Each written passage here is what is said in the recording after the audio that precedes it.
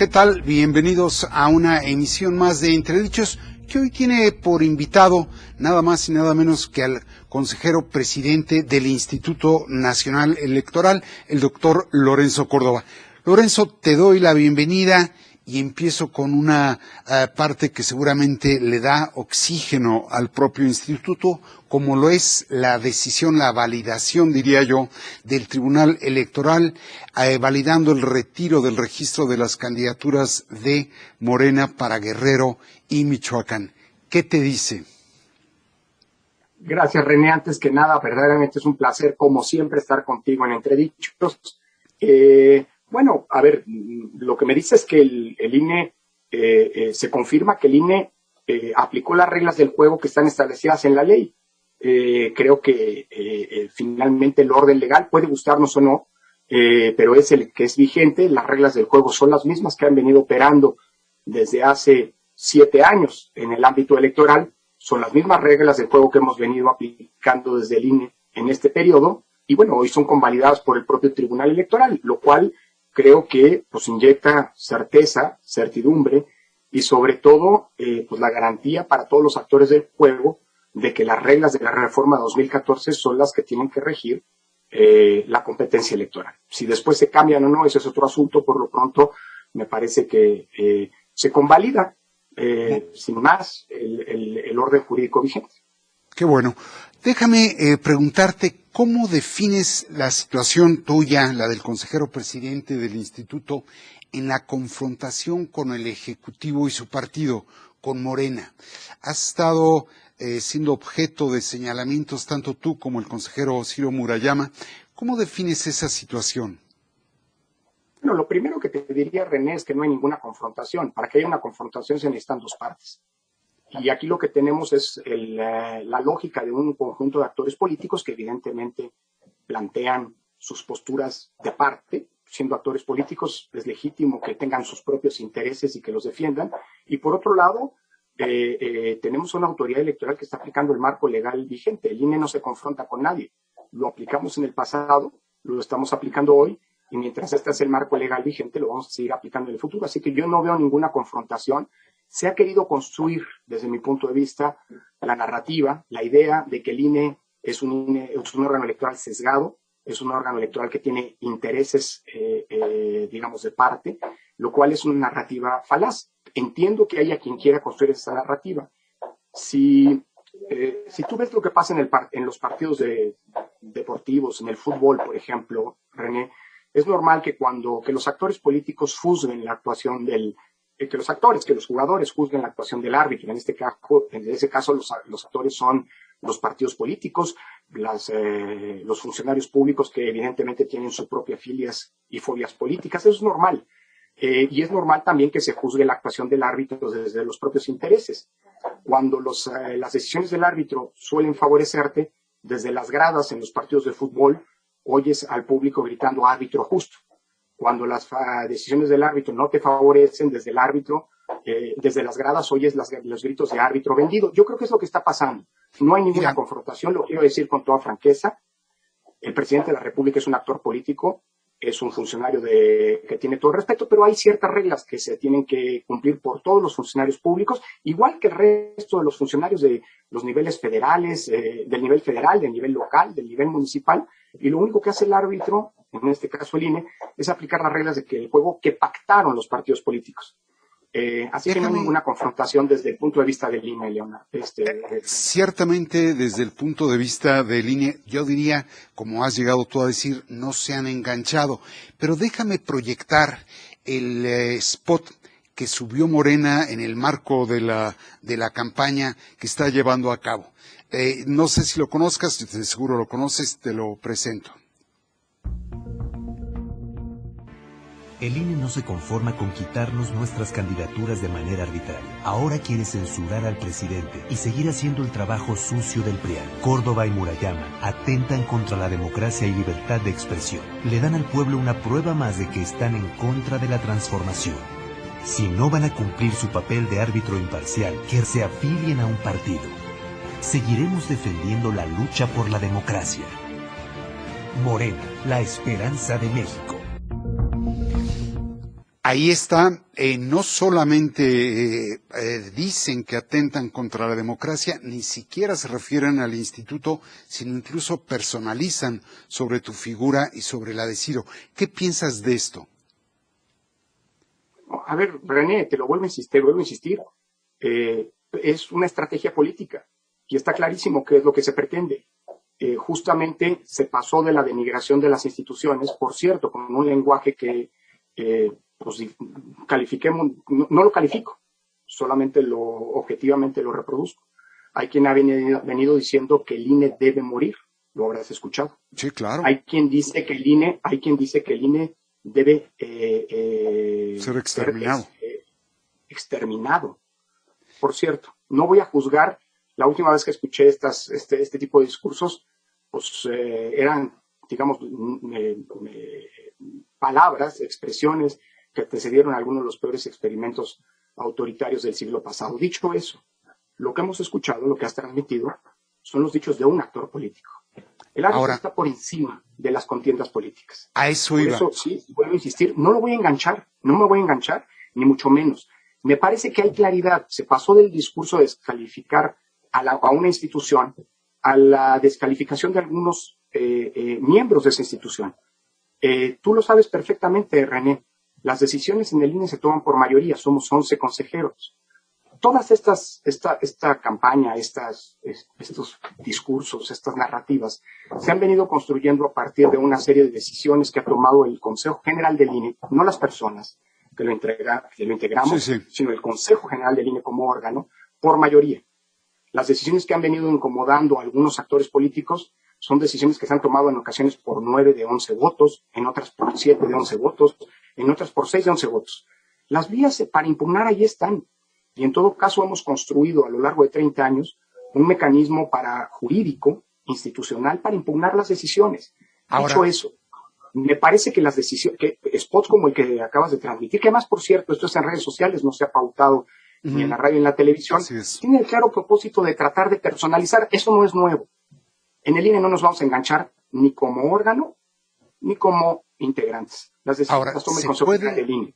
¿Se puede arbitrar un proceso electoral debidamente cuando el partido en el poder juega a descalificar al árbitro? ¿No te debilita? Pues eso es algo que hay que preguntarle a quienes emiten a quienes construyen esas estrategias, René. Me parece que es importante subrayar algo. Este INE, no otro, este INE ha venido arbitrando la contienda política desde hace 7 años. Desde la reforma 2014. Y este es el periodo de mayor alternancia a través de las elecciones en el poder político a nivel federal, local y municipal.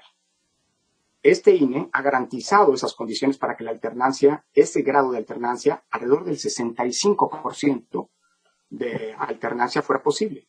¿Qué quiere decir esto, René? Que las posibilidades que hoy tiene un partido político que gana una elección de ganar las elecciones siguientes, si vemos la historia de los últimos 7 años, es de menos de 4 de cada 10 posibilidades. Y si tú ves esa historia, todos los partidos políticos han ganado y han perdido elecciones. Eso habla de lo vigorosa, de lo intensa que es la contienda política, pero sobre todo de la funcionalidad y de la... Tú recordarás que hay quien decía que esta reforma era un masacote. No es un masacote, es una reforma practicable. Las normas se pueden mejorar y discutámoslas, pero son normas que han permitido ese grado de alternancia. Por cierto, este es el mismo INE que en 2018 le levantó las manos a quien claramente había ganado, entre otras cosas por el voto, por supuesto por el voto popular, pero entre otras cosas porque las reglas de la competencia hoy le permiten a cualquiera que se haya beneficiado con el voto de las y los ciudadanos llegar a los espacios de representación y a los espacios de gobierno. Es el mismo INE que arbitró las elecciones de 2019. Es el mismo INE que arbitró las del 2020. Es decir, me parece que después de decir esto, es evidente que las posturas de algún partido político, como suele ocurrir en democracia, intentan ver los intereses de parte, no necesariamente los intereses generales. Y creo que es importante que el INE finalmente pues, haga su trabajo, que es al final del día levantar las manos a quien más votos tenga. Ahora, ante la manifiesta intervención presidencial, Lorenzo, el instituto ya tomó medidas cautelares, ya emitió un apercibimiento y ya advirtió que de insistir el mandatario tomarán como medida de apremio una amonestación pública. ¿Qué sigue? ¿Qué esperas tú? Yo esperaría que los actores políticos cumplan con lo que dice la Constitución. La no intervención de los funcionarios públicos en los procesos electorales no es algo que el INE haya establecido, René. Es algo que establece nuestra Constitución. Es algo que establece la Constitución desde 2007. Es algo que fue pedido por la oposición como condición de garantía y de funcionamiento del sistema democrático. Es algo que el IFE primero y que el INE después ha venido aplicando con independencia del color político, de la bandera política de quien ocupe los gobiernos. Creo que es un asunto de mera congruencia, que dado que es una norma constitucional vigente, el INE sigue haciendo lo mismo con independencia de quien ocupe los espacios públicos, los espacios de gobierno a nivel federal, local o municipal. Esta norma es norma vigente y por lo tanto le corresponde al INE aplicarla. Yo esperaría, tú me dices que espero, yo esperaría, René, que el compromiso democrático de quien ha decidido jugar conforme a estas reglas se refrende con el cumplimiento de las mismas. Eso es lo que esperaría. A la democracia la cuidamos todos.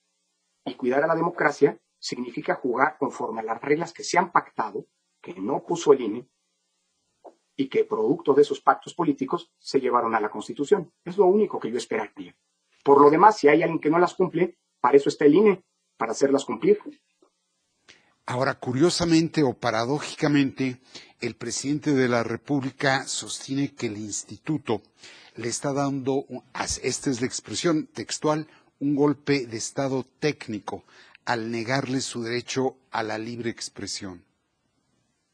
El presidente de la República tiene el derecho a la libre expresión, pero la Constitución establece que hay ciertos límites, tanto del presidente como de cualquier otro funcionario público, y que se traducen en el no uso de recursos públicos durante los procesos electorales para hacer propaganda gubernamental. La propaganda gubernamental está prohibida durante los procesos electorales, no por el INE, por el artículo 41 de la Constitución. Y la propia Constitución, en el artículo 134, René, establece, por cierto, desde 2007, que todo servidor público, está obligado por el principio de imparcialidad. Entonces, el INE lo único que hace es guardar el orden constitucional. Si el orden constitucional no gusta, pues para eso se puede cambiar. Ahora hay tiempos para cambiar. Una vez que el partido ha iniciado, que el juego democrático ha iniciado, las reglas no se pueden cambiar. Después habrá ocasión para discutirlo. Y por lo visto hay muchos que quieren cambiar las reglas del juego. Está bien. Son los mismos que clamaron por estas reglas hace 15 años. Y que afortunadamente lograron que estas reglas, que han permitido este grado de alternancia, que han permitido una cancha pareja para la competencia electoral, pues se hayan llevado a la propia Constitución. Por lo pronto lo que nos toca a todas y todos es cumplir con las reglas, porque de todas y todos depende el sostenimiento y la vigencia del orden de la democracia constitucional. Entonces, pues a ver, René, lo demás son juegos de actores políticos, discursos de actores políticos. El INE aplicó estas reglas en el pasado, por eso el INE en su momento, tú lo recordarás, René, estuve contigo antes de 2018, en su momento había quien acusaba al INE y al presidente del INE de jugar a favor de algún actor político. ¿Por qué? Porque se permitía al entonces presidente de un partido político aparecer en los spots a los que tenía derecho ese partido, de manera masiva. Eso es lo que permitían las leyes y es lo que siguen permitiendo. En su momento el INE fue garantía de ese marco jurídico. Más adelante, cuando algunos empresarios, tú lo recordarás también perfectamente, mandaron cartas que blindaban en la eventual coacción del voto a sus empleados, el INE hizo un señalamiento público de que cuidáramos el orden jurídico. Y en su momento el INE y su presidente fueron acusados de jugar a favor de un partido político. Más adelante, el propio INE fue acusado de estar jugando presuntamente en favor de los intereses de un expresidente de la República en la constitución de su partido. Luego el INE decidió que no tenía derecho porque había violado las reglas de fiscalización ese protopartido, esa agrupación. Y hay quien acusó al INE de jugar a favor del gobierno actual. Es decir, la historia del INE en este país al menos, la historia del árbitro, es la historia de las acusaciones de los actores políticos de sesgo presunto de la actuación del árbitro cuando no les convienen las decisiones del árbitro, o bien pues de edulcorar, de justificar, de celebrar las decisiones del árbitro cuando favorecen a sus intereses. El único interés que tiene el INE, y lo digo con toda franqueza, es la Constitución y el orden jurídico vigente. Todo lo demás, René, son discursos de parte, legítimos en una democracia, pero al final del día de parte. El INE no está a favor ni en contra de ningún actor político y de ningún gobierno. Está a favor, eso sí, de la Constitución y de las leyes que establecen las reglas que los actores políticos han pactado. Las reglas de la democracia. Ahora, en el ánimo de evitar el escalamiento de la muy ríspida relación del instituto con el gobierno, ¿has entablado charlas, conversaciones con alguien de la Presidencia de la República o de la Secretaría de Gobernación? Sí, el INE hoy tiene comunicación con instancias del gobierno federal como nunca antes las habíamos tenido.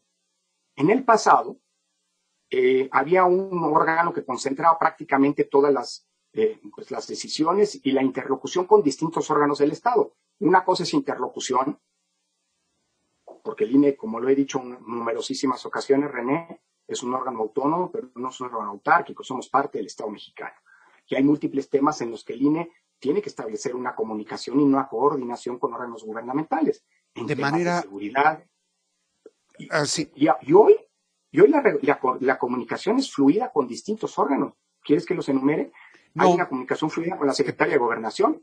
Hay una comunicación fluida con el... Que esa parte, sobre todo la parte operativa, la entiendo, pero visto la atmósfera que se está generando, ¿has llegado a tocar este punto con Gobernación o con la Presidencia?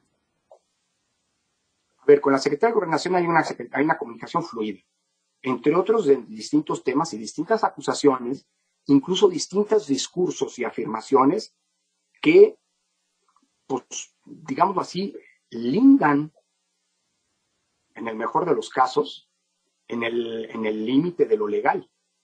Ha habido destacadísimas personalidades que han dicho que algunas de estas afirmaciones han ido más allá de lo que la ley permite. En todo caso, la comunicación respecto a estos temas que han venido incrementando la estridencia en la que el INE no juega, o sea, es una estridencia contra el Instituto Nacional Electoral, ha sido objeto de conversaciones, de pláticas, de mensajes con la Secretaría de Gobernación, con el consejero jurídico de Presidencia. Hay una coordinación, hay una comunicación fluida.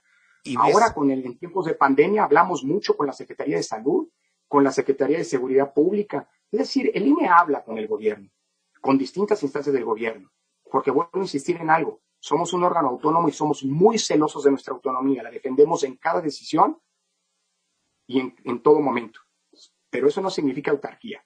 Somos un órgano del Estado mexicano y por lo tanto tenemos una comunicación permanente y fluida con distintas instancias del gobierno federal y también en el ámbito local para poder cumplir con nuestra misión constitucional y organizar elecciones libres, ciertas, transparentes y sobre todo legítimas.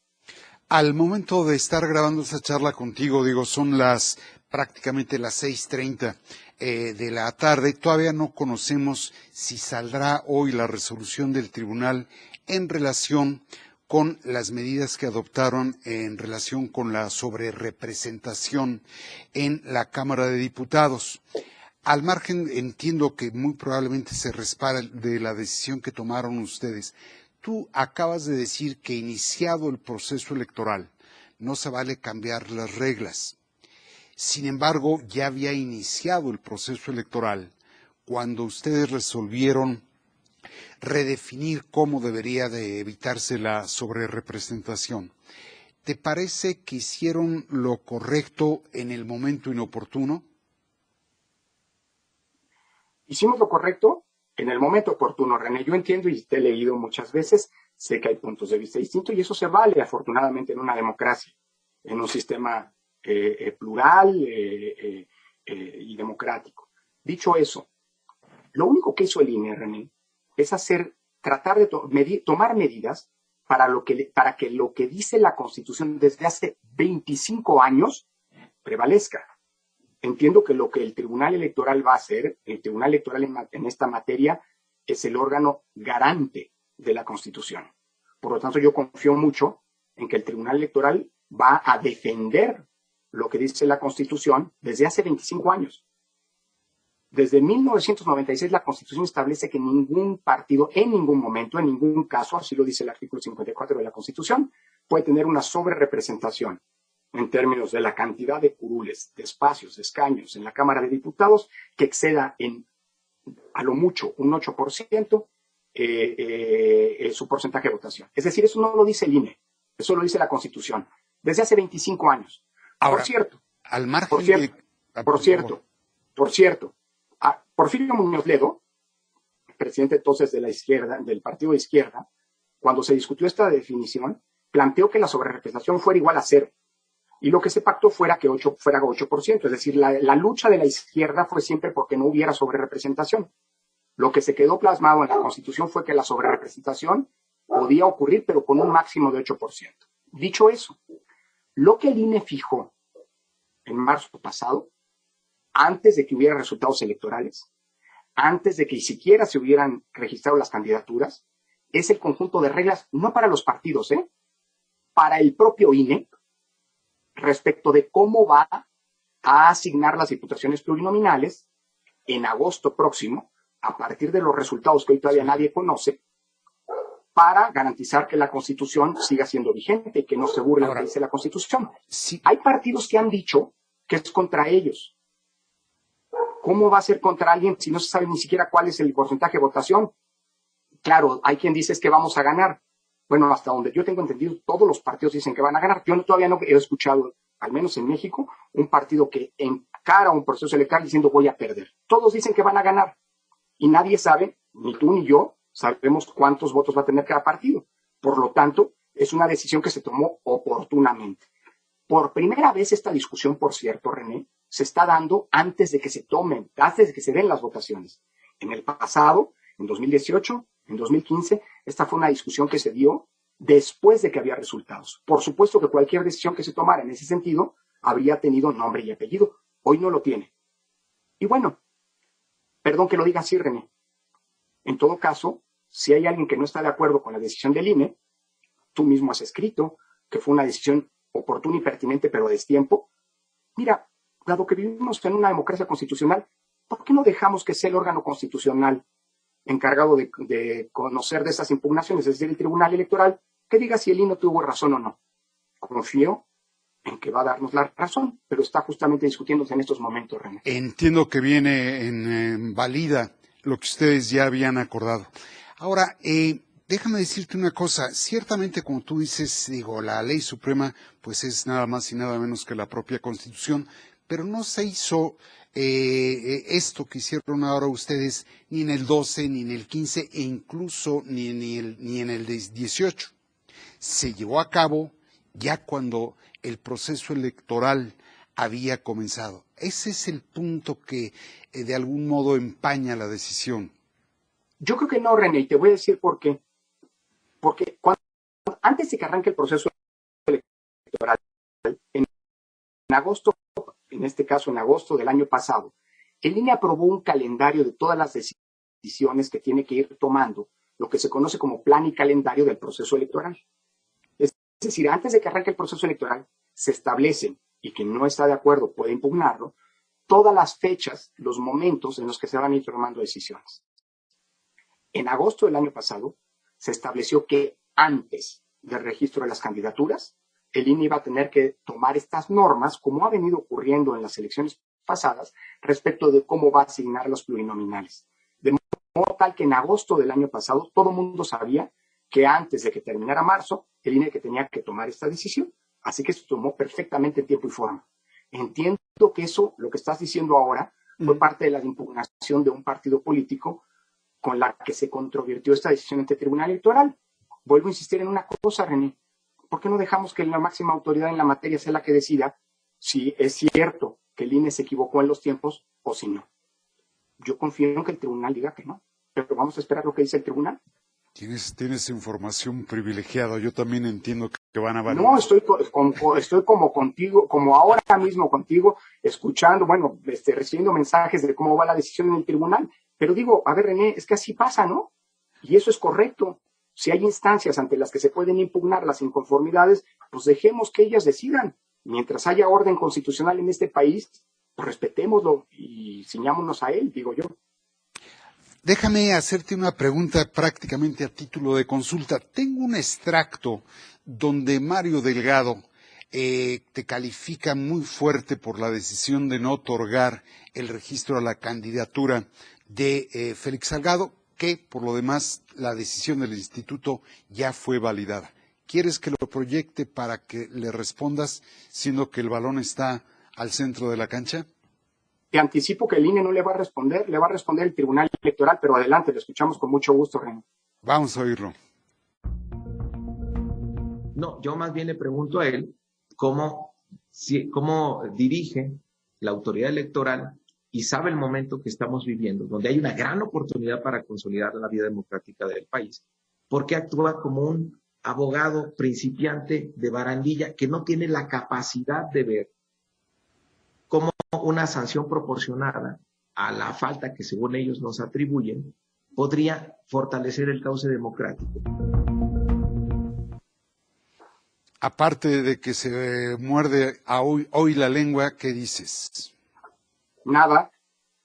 Yo soy muy respetuoso de los actores políticos y entiendo, vuelvo a insistir, los actores políticos construyen discursos políticos que pretenden jalar aguas a su molino. ¿Eso es malo? No, René. Es normal en una democracia. Así que el INE no tiene nada que decirle a Mario Delgado. Yo como presidente del INE no tengo nada que decirle. Él es el presidente de un partido político que está en campaña. Tal vez se esté equivocando en términos, digámoslo así, del discurso. El INE no está en la boleta, ni va a estar en las boletas. El INE no es contraparte de nadie. Y si alguien no está de acuerdo con las reglas, con las decisiones que tome el INE, pues para eso está el Tribunal Electoral. Y el Tribunal Electoral todavía nos notifican, pero seguí en público la sesión hace unos minutos, le dio la razón al INE. Por lo tanto, el INE respetuosamente no tiene absolutamente nada que decirle a los partidos. Se ciñe al marco legal y constitucional en esta materia. No, y en todo caso ya le respondió el tribunal a Mario. Ahora, ciertamente el lunes pasado, Ricardo Monreal dijo que si no logran la mayoría parlamentaria, convocan a un extraordinario para reformar al instituto y que si la logran, llevarán a cabo la reforma en el primer periodo ordinario de la próxima legislatura. Tú mismo has dicho que si no están de acuerdo con las reglas y las leyes que norman el proceso electoral, pues que las cambien. ¿Tú ves la necesidad de una reforma electoral? ¿Necesidad? No. Tenemos un marco legal complejo, abigarrado, pero absolutamente funcional. Con él hemos ido a elecciones desde 2015 hasta este año.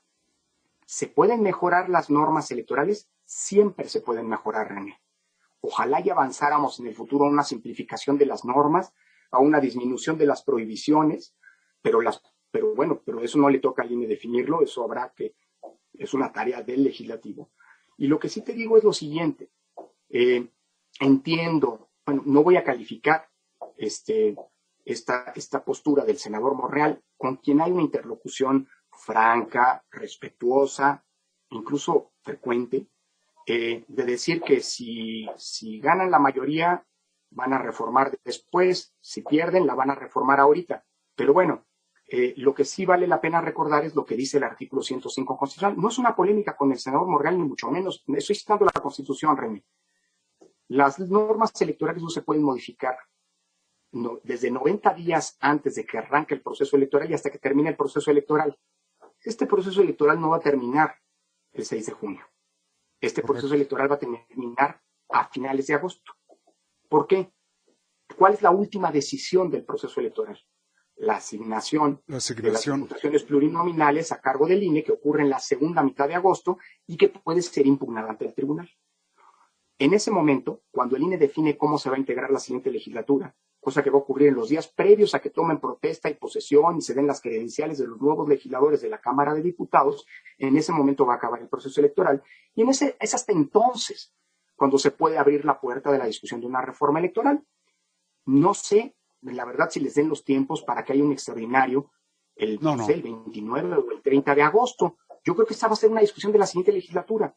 Ahora, ¿Sabes qué? Va a ser pertinente. Yo aconsejaría muy respetuosamente 3 cosas para la siguiente reforma electoral. Primera cosa, René, que se plantee cuál es el objetivo de la reforma. ¿Para qué se quiere una reforma? ¿Qué es lo que hay que mejorar de nuestras normas? Primero hay que definirlo. Segundo, vale la pena que esto sea objeto de una amplia discusión pública. Ojalá y se retomen las mejores tradiciones democráticas de nuestra transición, de hacer grandes foros, escuchar a los especialistas, escuchar distintas voces. México es un país muy plural y vale la pena escucharnos todos para ver cómo mejoramos. Tercera cosa, no lo digo yo, lo dice la teoría política. Ojalá y en las reformas electorales prevalezca el mayor consenso. El año pasado, Mario Delgado, como presidente de la Junta de Coordinación Política, nos dio una lección de política a todas y todos. En el nombramiento de 4 consejeras y consejeros, apostó por hacer prevalecer el consenso desde el principio hasta el final de ese procedimiento. Estamos hablando del nombramiento de árbitros. Fue muy pertinente y hay que aplaudirlo. En una reforma electoral es pertinente que ocurra lo mismo, porque se trata de las reglas del juego. Si tú excluyes a alguien, si modificas las reglas del juego con un mero mayoriteo, René, lo único que vas a hacer es abrirle la puerta a quien fue excluido para que en el siguiente proceso electoral, si no le va bien, diga que perdió por culpa de las reglas. Y la última cosa, René, después de 40 años de reformas electorales, algunas mejores que otras, pero que todas han tenido una lógica evolutiva, ir mejorando y consolidando nuestro sistema electoral, ojalá no entremos en una época de contrarreformas electorales, porque no hay un camino nada más lineal en las reformas electorales. Se puede ir para atrás. Ojalá eso no ocurra. ¿Tú estás a gusto con la estructura, con el presupuesto, la composición y el monto del financiamiento público de los partidos? Yo creo que vale la pena. No, yo lo he dicho muchas veces, René. Yo creo que el financiamiento público de los partidos se tiene que racionalizar y tiene que ir a la baja. El punto es que nunca se ha dado una discusión seria, objetiva, incluyente, informada respecto a cuánto debe ser un monto a la disminución. Probablemente, René, te acordarás de una propuesta de disminuir el monto de los partidos políticos, del financiamiento de los partidos políticos al 50%. A la Correcto. Yo sé que tú eres el que me está entrevistando, pero me dan ganas de preguntarte, ¿te acuerdas quién lo propuso? El primero que lo propuso fue César Nava, hace más de 10 años, siendo presidente del PAN, cuando gobernaba Calderón. Ese fue el primero que hizo esa propuesta. El segundo que la hizo fue Enrique Ochoa, siendo presidente del PRI, cuando el PRI gobernaba. Y hoy tenemos exactamente la misma propuesta, hecha por 2 legisladores que hoy no lo son, hoy la secretaria de Economía y el presidente del partido en el gobierno, que hicieron la misma propuesta. Exactamente la misma. Llama la atención que desde el partido en el gobierno se hace siempre la misma propuesta, reducir el financiamiento a la mitad. Yo no digo que esté mal, pero analicemos a partir de datos objetivos, que son las necesidades de gasto de los sistemas de partidos, a cuánto tiene que ascender el financiamiento de los partidos. Hoy se les da a los partidos políticos en el ámbito del financiamiento local prácticamente otro tanto de lo que se les da a nivel federal. Es muchísimo dinero. Yo creo que es tanto dinero que lejos de fortalecer el sistema de partidos, hoy los coloca en una situación, digamos, de incentivos perversos. Yo creo que el financiamiento público de los partidos debería racionalizarse. ¿Cuánto? No me atrevo yo a decir. Creo que esta tiene que ser una discusión amplia, incluyente, pero sobre todo informada, con los datos de las necesidades reales de gasto de los partidos políticos, para que, pues, a partir de un gran consenso, se pueda avanzar en el sentido más pertinente en esa materia. Ya, se nos va el tiempo, Lorenzo, y a título de última pregunta, vista la tensión prevaleciente entre el Ejecutivo y el Instituto, ¿qué le dirías al presidente López Obrador? Mira, al presidente López Obrador y a todo demócrata, porque yo considero que el presidente López Obrador es un demócrata. Es alguien que ha luchado, es uno de los nombres entre muchos otros sin duda, pero es uno de los nombres que hay que sin duda enumerar, en el proceso de construcción de la democracia. El proceso de construcción de la democracia, René, es un proceso de construcción colectiva. Estuvieron involucrados muchos periodistas, estuvieron ustedes involucrados muchos periodistas, académicos, luchadores sociales, políticos. Es un proceso de construcción colectiva. La defensa y el cuidado de la democracia nos corresponde a todas y todos, desde nuestras respectivas trincheras. Tú desde espacios como Entredichos, quienes tenemos una función pública desde el ámbito de nuestra función pública, las y los ciudadanos desde sus propias trincheras, por cierto, apropiándose como lo están haciendo, René, de la elección. Sé que estamos terminando, pero no puedo no decirlo a 40 y tantos días de la elección. René, la ciudadanía está respondiendo, está apropiándose de esta elección, a pesar de la pandemia, más incluso que en 2018. Llevamos 13 días de la segunda etapa de capacitación. Faltan todavía 49 días. Y sin embargo, 39 días para la elección, a partir del momento que estamos grabando. Y sin embargo, hay más de 1 millón de ciudadanas y ciudadanos que ya han recibido su notificación y que están dispuestos a defender la democracia como funcionarios de casilla en cada uno de los 162,000 centros de votación que instalaremos. Y faltan todavía 39 días por ir. Necesitamos 1.400.000, tenemos el 70%. Ellas y ellos son los verdaderos defensores de la democracia. Pero nos toca a todos, desde las respectivas trincheras, defenderla. A todas y a todos. Desde la máxima magistratura hasta el ciudadano de a pie. Muy bien, pues te aprecio mucho la disposición, como siempre, Lorenzo. Como desde luego le agradezco a los seguidores de Grupo Reforma el hecho de acompañarnos aquí en Entredichos. Muchas gracias.